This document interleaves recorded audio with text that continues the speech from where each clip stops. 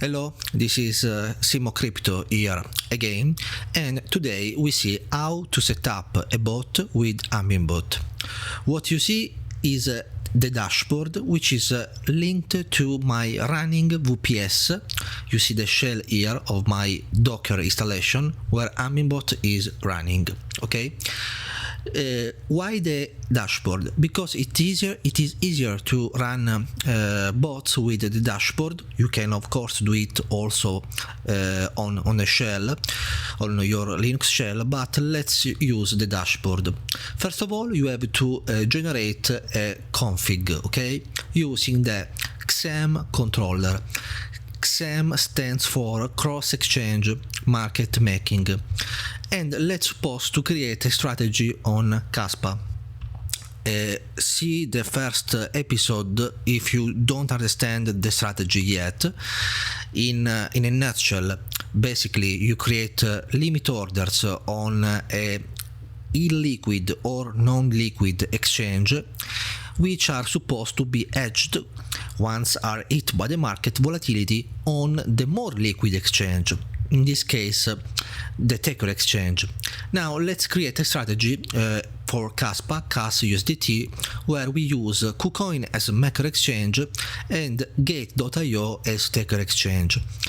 We have to set the target profitability, okay, and a minimum and a maximum profitability. Now I will explain what these parameters are.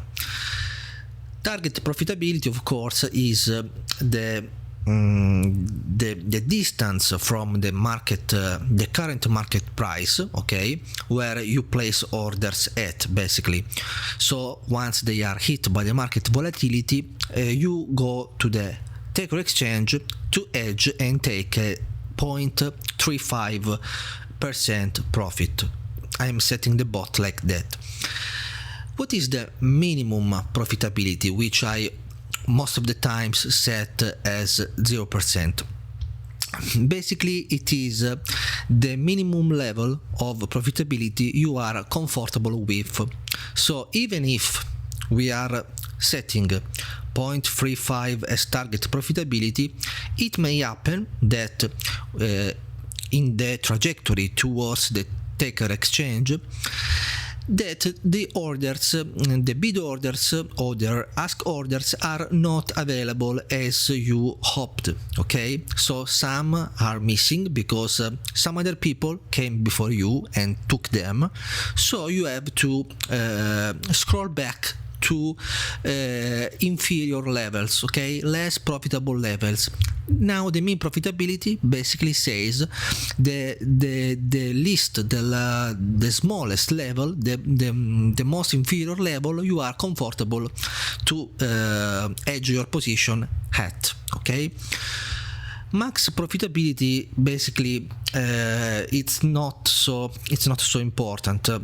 Basically you don't refresh orders every time you move out from the 0.35% profit, but as long as the price stays between 0.35 and 0.40, okay, in this range the limit order stay there without being refreshed at every millisecond, okay.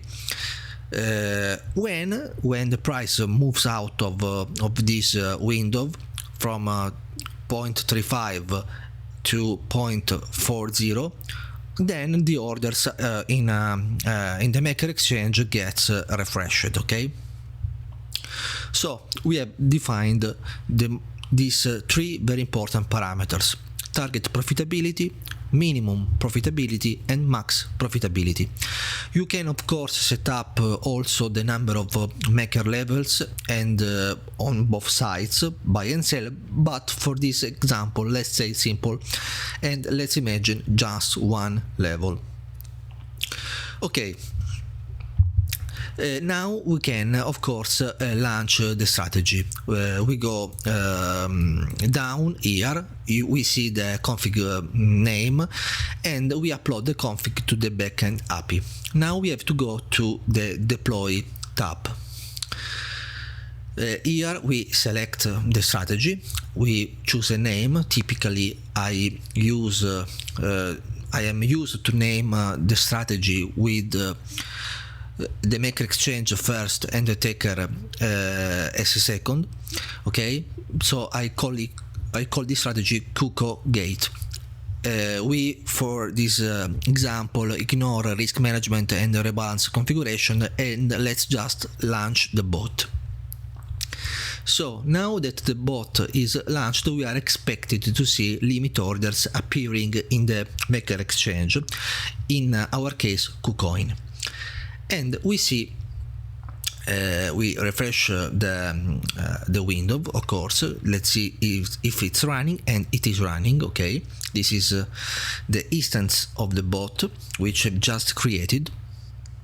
And let's check again on KuCoin. Now we see the order. These are the limit orders, okay, which are being placed in KuCoin and that are waiting to be hit by the market volatility. Okay, so we have the pending orders on KuCoin, limit orders, of course.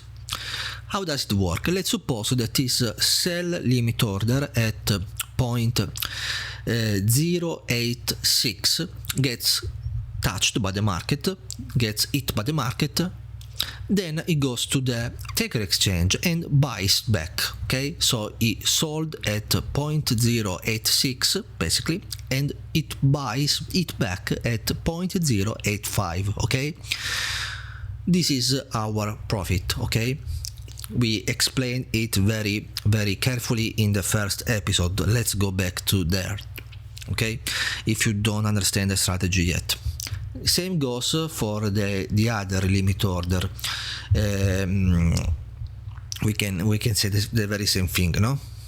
Let's do another bot, another instance. This time let's choose MEXC as maker exchange and Gate.io as taker exchange.